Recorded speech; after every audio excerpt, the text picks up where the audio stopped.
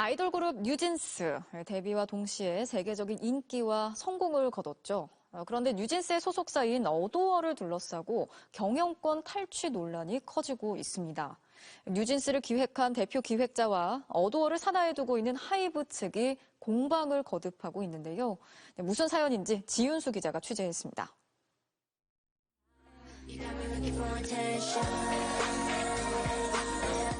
데뷔 1년 만에 걸그룹 뉴진스는 미국 빌보드 200 차트 1위에 올랐습니다.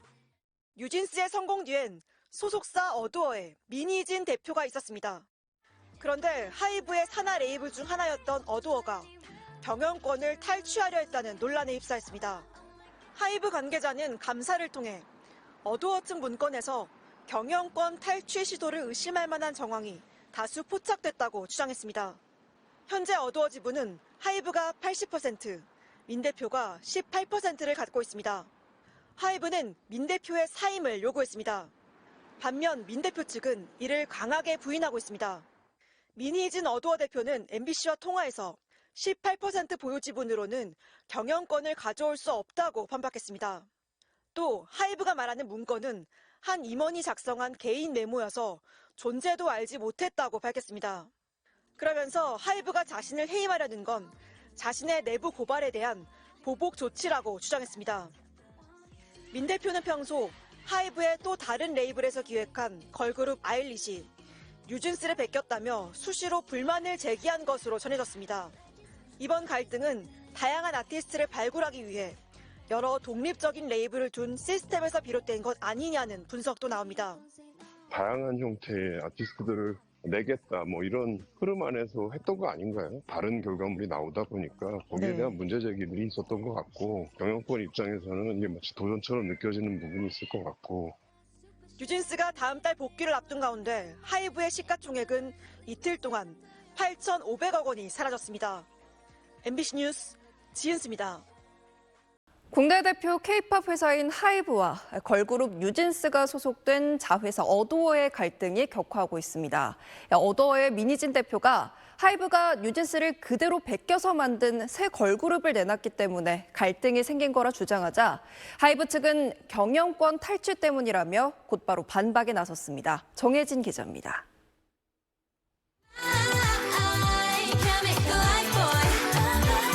데뷔 이전부터 미니진표 걸그룹으로 주목받은 뉴진스. 멤버 모집과 관리, 곡 프로듀싱은 물론 이미지 컨셉과 홍보, 활동 방식까지 모든 게 미니진 대표의 손을 거쳤습니다. 음악부터 이제 음반 제작의 전반을 다 프로듀싱하는 역할이라고 생각하시면 될 것 같아요. 어도어의 모회사 하이브가 민 대표 측의 경영권 탈취 시도가 있었다며 전격 감사에 착수하자 민 대표는 이번 사태의 본질이 지난달 데뷔한 신인 걸그룹 아일릿의 뉴진스 베끼기였다고 반박했습니다.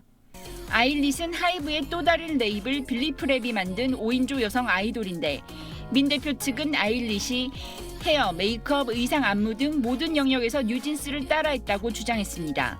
뉴진스가 데뷔하면서 걸그룹뿐만 아니라 보이그룹에도 좀 많은 영향을 줬거든요. 디테일이 상당히 다르고요. 아일릿하고 뉴진스 같은 경우는 두 팀은 많이 다르다는 게 지배적이거든요. 하이브 측도 곧바로 반박에 나섰습니다.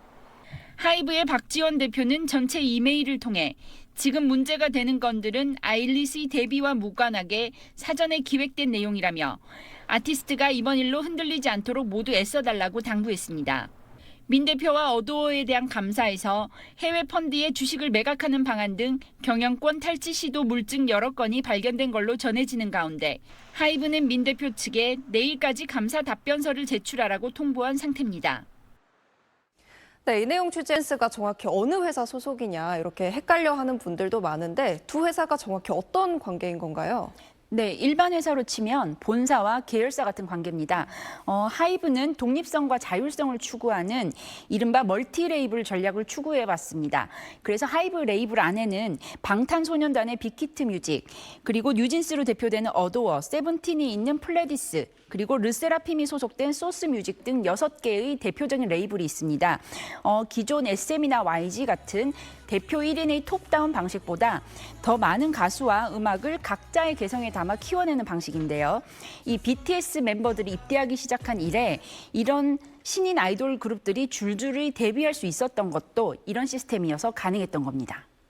네, 그리고 미니진 대표가 하이브 새 걸그룹이 뉴진스를 베꼈다 이렇게 주장하고 있잖아요. 음악계에선 어떤 평가가 나오고 있습니까? 네, 이 뉴진스의 미니진 대표의 노력과 그 열정 그리고 감성이 녹아있다는 건 모두가 인정하는 사실입니다. 하지만 뉴진스가 하이브 안에 있는데 같은 회사 안에서 카피를 주장한다는 건 삼성 갤럭시 A가 갤럭시 S를 카피했다는 주장과 비슷하다는 지적도 나오고 있습니다. 또 뉴진스의 성공에는 하이브라는 거대 엔터사가 깔아놓은 어떤 유통망, 자금력 그리고 무엇보다 BTS의 여동생 그룹이라는 후광 효과도 있었다는 분석도 나오고 있습니다. 네, 그리고 뉴진스가 곧 컴백을 앞두고 있잖아요. 혹시나 피해가 가진 않을까 걱정하는 분들도 많습니다. 앞으로 어떻게 될 거라고 봅니까? 네, 일단 이번 사태를 주가 하락 같은 단순히 경제적인 관점에서만 볼 수 없는 이유가 있는데요. 왜냐하면 이게 K-팝 시장이 변화하는 모습 가운데 일어나는 한 단면이라는 겁니다. 하이브의 멀티 레이블 전략은 K-팝 시장에서 선진화된 모델로 인정받아 왔습니다. 하지만 이런 갑작스러운 갈등 구조 속에서 컴백을 앞둔 이 뉴진스의 활동에 타격이 있어서는 안 된다는 게 K-팝 팬들의 공통된 의견입니다. 하이브도 멀티 레이블 고도화를 위해 보완해야 될 점을 찾고 뉴진스와 아일릿이 성장할 수 있도록 돕겠다고 밝혔습니다. 네, 정혜진 기자 잘 들었습니다. 국내 최대 기획사인 하이브가 자회사이자 인기그룹 뉴진스의 소속사와 갈등을 빚고 있습니다. 주가까지 출렁일 정도인데 하이브는 자회사가 경영권 탈취를 시도했다며 감사에 착수했고 자회사는 내부 고발에 대한 보복 감사라고 반박했습니다. 이 같은 갈등 속에 소속 아티스트가 피해를 입는 거 아니냐는 우려도 나오고 있습니다. 임재성 기자입니다. BTS, 세븐틴, 뉴진스까지 국내 최대 기획사 하이브가 자회사 감사에 착수했습니다. 감사 대상은 그룹 뉴진스가 소속된 어도어. 경영권 탈취 시도가 이유입니다. 하이브는 미니진 어도어 대표에게 출석과 자산 반납을 요구했고 해임 절차도 밟고 있다고 밝혔습니다. 감사 결과 기존 확보된 단서와 정황이 사실로 규명되면 법적 조치에 나서겠다고도 했습니다.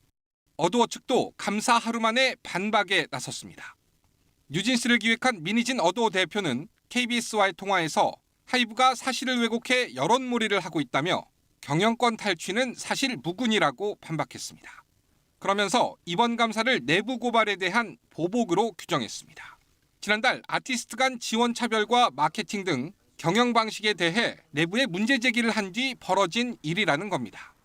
경영 분쟁에 하이브 주가는 이틀째 곤두박질치는 상황. 여기에 곧 복귀를 앞둔 소속 그룹 뉴진스의 활동에도 부정적 영향이 우려되고 있습니다.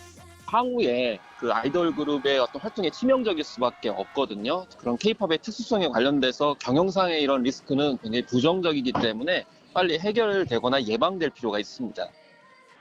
하이브는 뉴진스 복귀 일정에 대해 아티스트 일정은 자회사가 결정할 일이라고 밝혔고 어도어 측은 예정된 일정을 소화하겠다고 강조했습니다. KBS 뉴스 임재성입니다.